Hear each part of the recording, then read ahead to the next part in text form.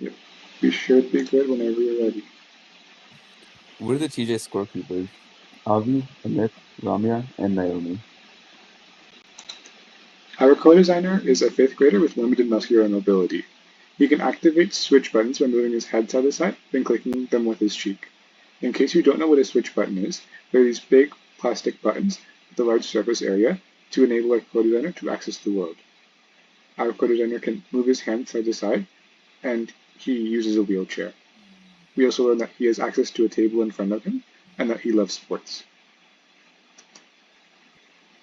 So, in an interview with our co-designer, we learned that he would like to participate with his classmates in PE class, and that he'd enjoy keeping score of sports games.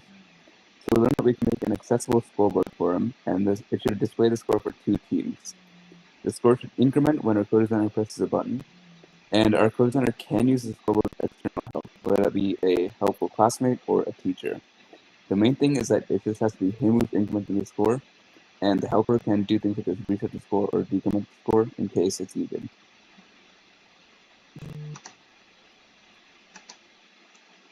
Our objective is to create a switch button activated scoreboard so our co-designer can participate in class.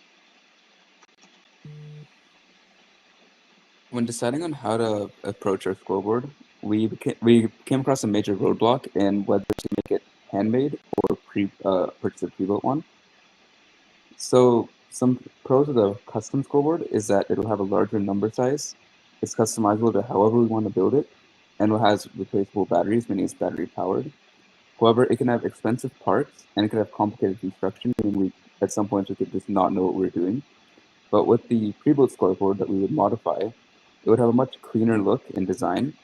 It would be modified easily, and it could make a sound every time it's incremented, meaning it would be easy for the co-designer to use. However, it has a smaller number size.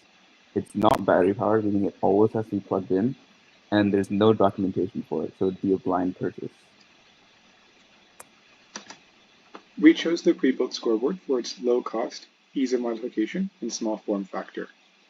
What we had to do was rewire the +1 terminals to increase the score whenever the switch button is pressed. So we bought a 3.5mm audio jack to jumper wire adapter and soldered it to the existing terminals on the scoreboard such that whenever the switch button was pressed, it bridged the terminals and increased the score. Luckily, the manufacturer of the scoreboard did all of the hard work for us, and the terminals worked perfectly, so all we had to do was hijack the signals with our switch button adapters, and it all worked perfectly.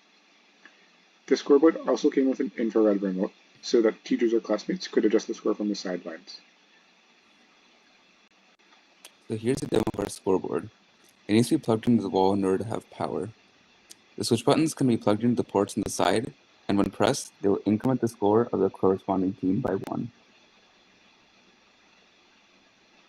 In order to reset the score of the scoreboard, a user must press the innermost buttons at the top, and that would successfully reset the score.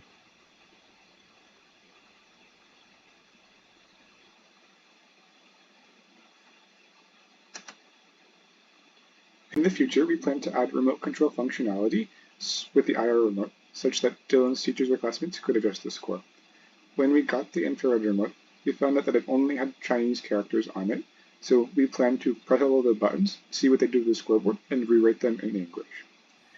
We also plan to receive Dylan's feedback from his parents and teachers when he rigorously tests the scoreboard during his next PE class. So here's what we learned from the Create Challenge. The first thing is that more research is key to speed up progress. More specifically, in the decision between the custom scoreboard and the pre-built scoreboard. We initially brushed off the pre-built scoreboard thinking that it didn't really apply to us, but upon further research a bit later in the process, we realized that there really were a few pre-built scoreboards that applied to us given their more professional look and also how easy they were to modify, so it saved a lot of time and money. The second is communication is helpful to stay on the same page as the co-designer and catch mistakes early. Things such as progress checks with images and videos would allow our co-designer to kind of give us feedback as we're building the scoreboard. And lastly, we learned a lot about engineering design and especially circuitry. Thank you. If you have any questions, ask us on Discord.